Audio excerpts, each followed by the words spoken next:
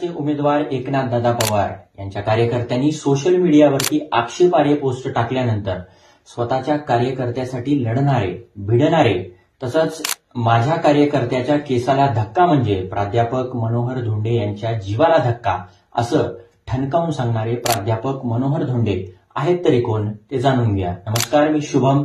कडक खबरमध्ये आपलं स्वागत आहे। 12व्या शतकामध्ये रूढी, परंपरा, अंधश्रद्धा या सगळ्या गोष्टींचं स्तोम माजलं होतं। या सगळ्यांमधून महात्मा बसवेश्वरांनी भक्ती चळवळीच्या माध्यमातून लोकांचं जे काही समाजकारण केलं किंवा सामाजिक कार्य जे केलं ते आपण विसरू शकत नाही।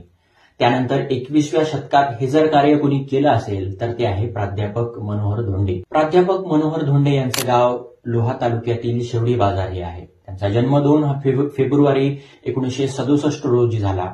त्यांचा जन्म शेतकरी कुटुंबात झाला। शिक्षण जिल्हा परिषदेत झालं। महाविद्यालयाचं पुढचं शिक्षण यशवंत कॉलेज नांदेड येथे झालं, तर त्या पुढचं ग्रॅज्युएशनचं शिक्षण डॉक्टर बाबासाहेब आंबेडकर विद्यापीठ संभाजीनगर येथे झालं। आणि त्यांचं ग्रॅज्युएशन पूर्ण झाल्यानंतर 1991 साली लगेच ते देवगिरी महाविद्यालयात प्राध्यापक म्हणून रुजू सुद्धा झाले।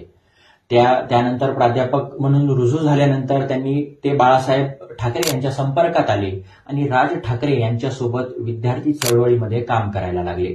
विद्यार्थी चळवळीमध्ये काम करत असताना 1996 रोजी महादेव मंदिराच्या साक्षीने त्यांनी शिवा संघटनेची स्थापना केली। म्हणजे आपण जी आज शिवा संघटना बघतो त्याचं एवढं जे काही मोठं वटवृक्ष पाहतो त्याची जी बीजं रोवली गेली ती 1996 रोजी। त्यानंतर 2000 सालचं लिंगायत समाजासाठीचं आंदोलन असो किंवा मंत्रिमंडळावरचे मोर्चे असो, शिवा संघटना हळूहळू आता वाढत होती। त्याचबरोबर शिवा संघटनेचे अनेक आंदोलनं सुद्धा गाजली। सरकारला महात्मा बसवेश्वर यांची सार्वजनिक जयंती साजरे करण्यासाठी अध्यादेश काढावे लागले। हे सुद्धा यश जे आहे ते शिवा संघटनेचं होतं। त्यामुळे शिवा संघटना नित्यनियमाने आपले कामं करत होती, आपली संघटना वाढवत होती। महाराष्ट्राच्या बाहेर सुद्धा ही संघटना वाढत होती।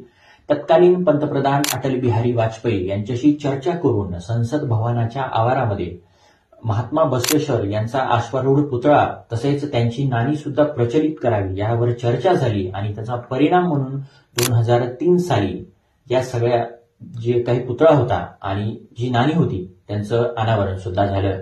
हे सगळ्यात मोठं यश म्हणावं लागेल शिवा संघटनेचं आणि याच्याही पुढे शिवा संघटनेनं भरपूर सुद्धा कामे केलेली आहेत। 25 मार्च 2008 साली ओबीसी समाजासाठी किंवा आरक्षणासाठी त्यांनी केलेलं आंदोलन असो किंवा त्याचसाठी 1 दिवसीय काढलेला मोर्चा असो, याचा परिणाम म्हणून लिंगायत समाजाच्या 29 पोट जातींना आरक्षण मिळालं आहे।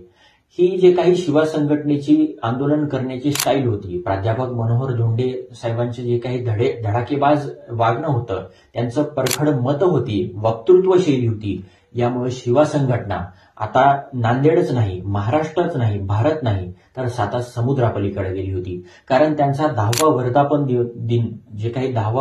दिन होता तो साजरा श्रीलंकेमध्ये करण्यात आला होता। त्यामुळं आज आपण जी शिवा संघटना बघतो त्याचं जे रूप आहे, ते जे काही जनसामान्य मधलं हे सगळं काही काम आहे ते प्राध्यापक मनोहर धोंडे साहेबांनी एवढ्या वर्षाच्या मेहनतीने अविरत जी काही मेहनत आहे त्याच्यातून हे आज झालेली ही एवढी मोठी संघटना आहे।